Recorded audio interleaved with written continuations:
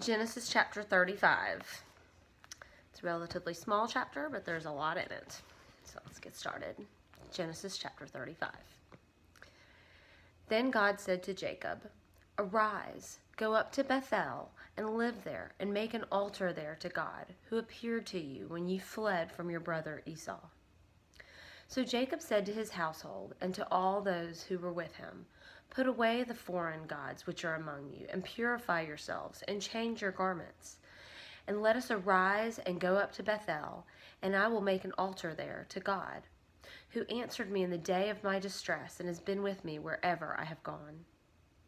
So they gave to Jacob all the foreign gods which they had, and the rings which were in their ears. And Jacob hid them under the oak which was near Shechem. And they journeyed. As they journeyed, there was great terror upon the cities which was around them, and they did not pursue the sons of Jacob.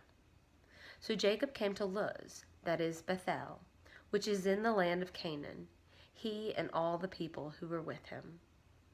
He built an altar there, and called the place El Bethel, because there God had revealed himself to him when he fled from his brother.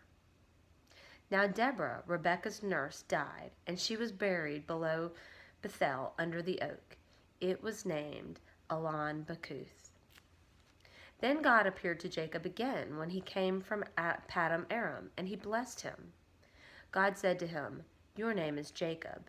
You shall no longer be called Jacob, but Israel shall be your name." Thus he called him Israel. God also said to him, "I am God Almighty. Be fruitful and multiply. A nation and a company of nations shall come from you, and kings shall come forth from you. The land which I gave to Abraham and Isaac, I will give it to you, and I will give the land to your descendants after you."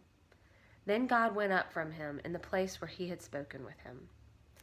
Jacob set up a pillar in the place where he had spoken with him, a pillar of stone, and he poured out a drink offering on it. And he also poured oil on it. So Jacob named the place where God had spoken with him Bethel. Then they journeyed from Bethel, and when there was still some distance to go to Ephrath, Rachel began to give birth, and she suffered severe labor. When she was in severe labor, the midwife said to her, "Do not fear, for now you have a son."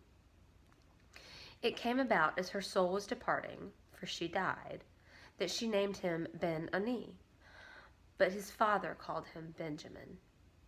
So Rachel died and was buried on the way to Ephrath, that is Bethlehem. So Jacob set up a pillar on her grave, that is the pillar of Rachel's grave to this day. Then Israel journeyed on and pitched his tent beyond the tower of Eder. It came about while Israel was dwelling in the land that Reuben went and laid with Bilhah, his father's concubine, and Israel heard of it. Now there were 12 sons of Jacob. The sons of Leah, Reuben, Jacob's firstborn, then Simeon and Levi and Judah, and Issachar and Zebulun. The sons of Rachel, Joseph and Benjamin. The sons of Bilhah, Rachel's maid, Dan and Naphtali. And the sons of Zilpah, Leah's maid, Gad and Asher.